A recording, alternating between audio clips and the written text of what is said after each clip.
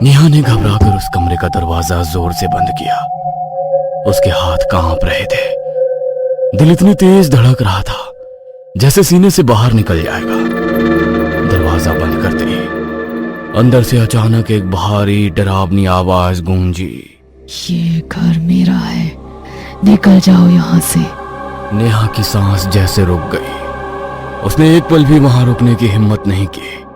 वो मुड़ी और सीढ़ियों से लगभग भागती हुई नीचे उतरने लगी। उसके कदम लड़खड़ा रहे थे। नीचे पहुंचते ही उसने हाँफते हुए दीवार पकड़ ली। उसकी आंखों में साफ डर दिखाई दे रहा था, लेकिन नेहा को तब नहीं पता था कि उस रात जो उसने देखा था वो इस घर की असली सच्चाई का सिर्फ एक छोटा सा हिस्सा था।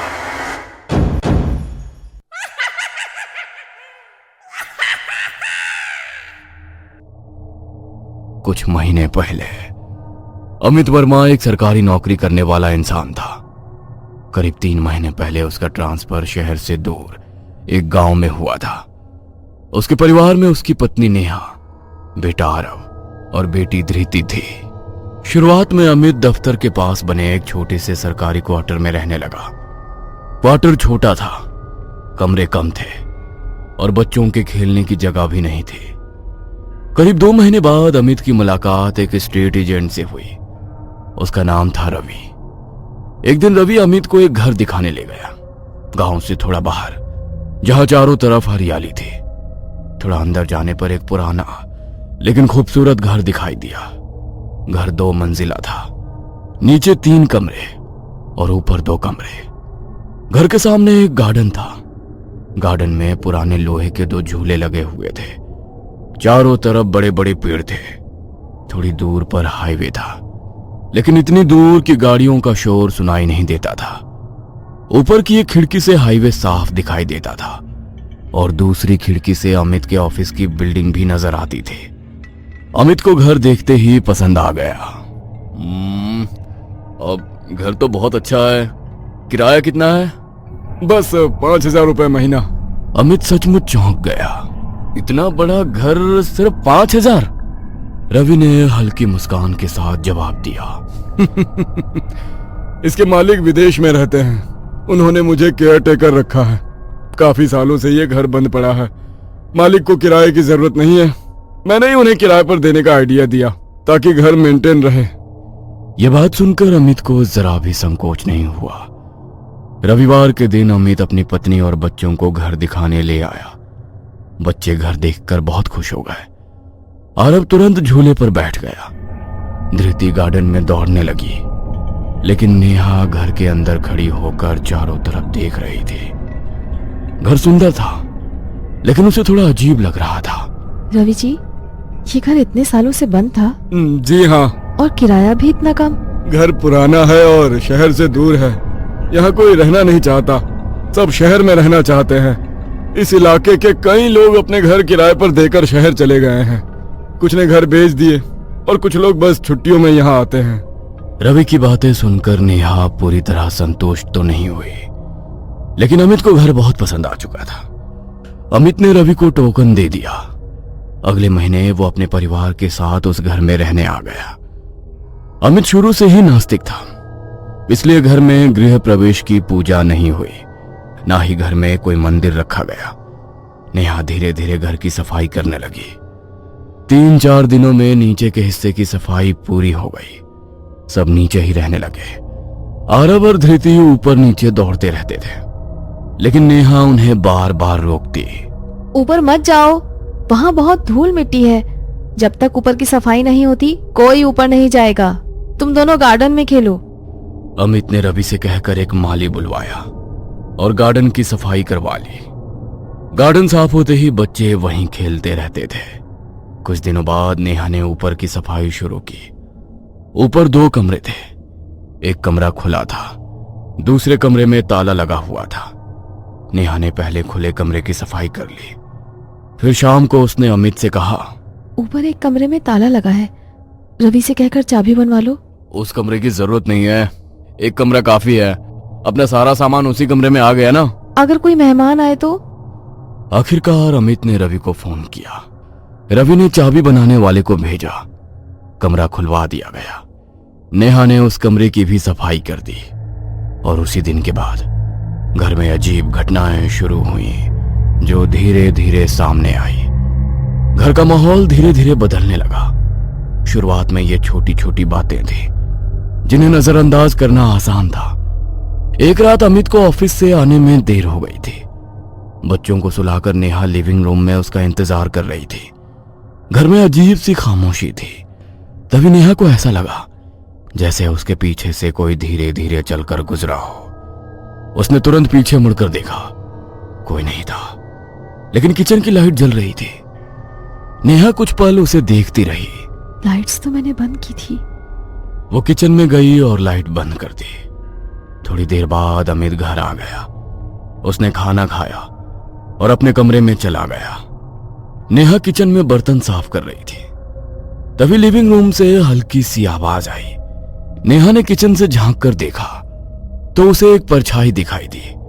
उसे लगा शायद अमित ही बैठा होगा। आप कमरे में चले जाओ, मैं बर्तन रख कर आती हूँ। कोई जवाब नहीं आया। उसने सोचा शायद अमित कमरे में चला गया होगा। वो बाहर आई, लाइट बंद की, फिर बच्चों के कमरे में झांका। दोनों बच्चे गहरी नींद में सो रहे थे। नेहा अपने कमरे में चली गई, लेकिन जैसे ही वो कमरे में दाखिल हुई, किचन की लाइट अचानक एक बार चमकी और फिर अपने आप बंद हो गई। अगली सुबह बच्चे स्कूल चले गए। अमित भी ऑफिस चला गया। दोपहर तक नेहा के सारे काम खत्म हो चुके थे। वो ऊपर कमरे में कुछ सामान ढूंढने गई। तभी उसे दूसरे कमरे में हल्की आवाज सुनाई दी। नेहा कुछ पल वहीं खड़ी रही। फिर उसने हिम्मत करके दरवाजा खोला। कमरे के अंदर घुसते ही उसे एक अजीब एहसास हुआ। कमरा बहुत बड़ा था, लेकिन कमरे का माहौल ऐसा था जैसे यहां कोई अचानक सब कुछ छोड़कर चला गया हो। जब उसने सफाई की थी तब उसने कुछ देखा नहीं था, बस खुली जगह सफाई करके चली गई थी। कमरे में एक पुरानी लकड़ी की अलमारी थी, एक टूटी कुर्सी और कोने में कुछ पुराने खिलौने पड़े थे। नेहा को यह देखकर अजीब लगा। उसे लगा जैसे इस कमरे को जानबूझकर बंद किया गया था। उसने शाम को अमित को इस कमरे के बारे में बताई। अमित, मैं आज ऊपर के कमरे में गई थी, उसी कमरे में जिसमें ताला लगा था। वो कमरा बहुत बड़ा है और मुझे लगा जैसे उस कमरे को जानबूझकर बंद किया गया है।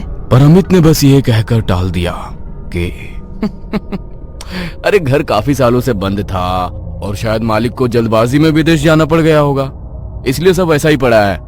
और शाम आरव ऊपर से दौड़ता हुआ नीचे आया। वो रो रहा था। मम्मी, वो बच्चा मेरा खिलौना ले गया। अमित और नेहा दोनों चौंक गए। कौन सा बच्चा? ऊपर वाला बच्चा। ऊपर कोई नहीं है बेटा? है, वो रोज मेरे साथ खेलता है। उसके साथ एक बूढ़ी औरत भी रहती है। वो बच्चा हर शाम को मेरे साथ खेलता है, पर आज वो मुझे बॉल वापस नहीं दे रहा था। मैंने उससे छीन लिया तो वो औरत मेरे पीछे आई। नेहा का चेहरा एकदम पीला पड़ गया। बेटा, तुमने कोई सपना देखा होगा। अमित आरव को समझाते हुए कमरे में ले गया और टीवी चालू कर दिया। बाहर आकर नेहा और धृति के सामने बताने लगा, आरव छोटा बच्चा है, कभी कभी बच्चे सपने में देखी हुई बातों को सच मान लेते हैं। लेकिन धृति भी अब थोड़ा डर गई थी। एक दिन धृति स्कूल से जल्दी घर लौट आई। उसका उस दिन एग्जाम था। उसने घर की बेल बजाई, लेकिन बेल बजते ही दरवाजा अपने आप खुल गया। धृति थोड़ा चौंकी। वो धीरे धीरे अंदर गई। किचन से खाने की खुशबू आ रही थी। मम्मी, कोई जवाब नहीं आया। वो किचन की तरफ बढ़ी, लेकिन जैसे ही वो किचन के पास पहुंची, खाने की खुशबू अचानक सड़ने की बदबू में बदल गई। धृति ने किचन में झांक कर देखा और उसकी चीख निकल गई। जमीन पर एक बूढ़ी औरत और एक छोटा बच्चा बैठे थे। दोनों जमीन पर बैठकर खाना खा रहे थे, लेकिन वो खाना सड़ा हुआ था, काला पड़ा हुआ, और उससे भयानक बदबू आ रही थी। धृति डरकर घर से बाहर भागी। तभी सामने से नेहा और आरव आते हुए दिखाई दिए। धृति दौड़कर नेहा से लिपट गई। मम्मी, मम्मी अंदर कोई है। नेहा का दिल जोर से धड़कने लगा। उसने तो दरवाजा लॉक किया था, फिर धृति अंदर कैसे गई? नेहा ने तुरंत अमित को फोन किया। अमित, इस घर में कुछ अजीब है, आप अभी घर आ जाओ। नेहा ने अमित को धृति की सारी कहानी सुनाई। उस रात नेहा बच्चों के कमरे में गई। आरव जाग रहा था।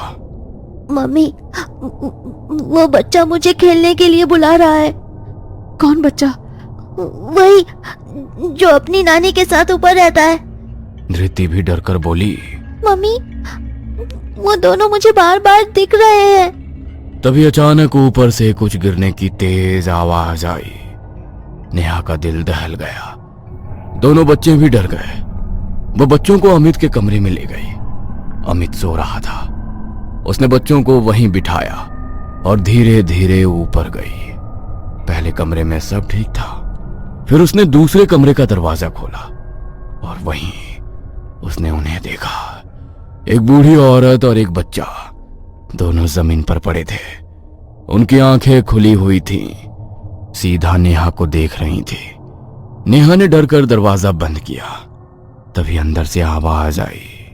ये घर मेरा है, निकल जाओ यहां से। नेहा डरकर भागती हुई नीचे आई। अगले दिन अमित ने रवि को बुलाया। रवि ने सुझाव दिया। देखिए, शहर के पास एक पैरानॉर्मल इन्वेस्टिगेटर है, शायद वो कुछ पता लगा सके। शाम को डॉक्टर अंशुल मेहरा और उनकी सहायक मोनिका घर आए। उन्होंने पूरे घर में उपकरण लगाए। EMF meter, temperature sensor, voice recorder. जांच करते हुए वो ऊपर वाले कमरे में पहुंचे। ईएमएफ मीटर अचानक तेज आवाज करने लगा। अंशुल गंभीर हो गया। यहाँ कोई प्रेजेंस है। उन्होंने आत्मा से संपर्क करने की कोशिश की, लेकिन अचानक सारे उपकरण बंद हो गए। सभी की बैटरियां एक साथ खत्म हो गईं। अंशुल और मोनिका एक दूसरे को देखने लगे। ये आत्माएं बहुत शक्तिशाली हैं। अंशुल ने अमित का संपर्क महाकाल गिरी नाम के तांत्रिक से करवाया। महाकाल गिरी ने तुरंत घर खाली करने को कहा, लेकिन अमित ने मना कर दिया। मैं अभी घर खाली नहीं कर सकता। अचानक से परिवार को लेकर कहां जाऊंगा, और मैं 1 साल का किराया दे चुका हूं। तांत्रिक ने कहा, आंगन में एक दिया हमेशा जलाकर रखना और घर में खाना मत पकाना। शनिवार को तांत्रिक घर आए। डॉक्टर अंशुल भी उनके साथ थे। तांत्रिक ने पूरे घर में मंत्र पढ़े, पवित्र जल छिड़का। जहां जहां आत्माओं ने स्पर्श किया था वो जगह काली पड़ती जा रही थी। फिर वो ऊपर वाले कमरे में गए। उन्होंने कई मंत्र पढ़े, लेकिन अचानक कमरे के अंदर चीजें उड़ने लगी। दीवारों पर धमाके होने लगे। अंशुल के सारे उपकरण फिर बंद हो गए। आखिरकार तांत्रिक ने हार मान ली। इन आत्माओं को निकालना संभव नहीं है। उन्होंने उस कमरे को फिर से मंत्रों से बंद कर दिया। ये आत्माएं पहले भी यहीं कैद थीं। अब भी इन्हें बाहर निकालना असंभव है। अगर आप लोग यहां रहोगे तो ये अपनी मौजूदगी दिखाती रहेंगी। अमित ने आखिरकार घर छोड़ने का फैसला किया। उन्होंने घर खाली कर दिया। कुछ समय बाद खबर आई, उस घर के असली मालिक की विदेश में मौत हो गई थी। उसके बाद वो घर हमेशा के लिए बंद हो गया। आज भी वो घर वहीं खड़ा है, खाली, सुनसान। और जो भी उस घर को खरीदने या देखने जाता है उसे ऊपर वाले कमरे से वही आवाज सुनाई देती है। ये घर मेरा है, निकल जाओ यहां से।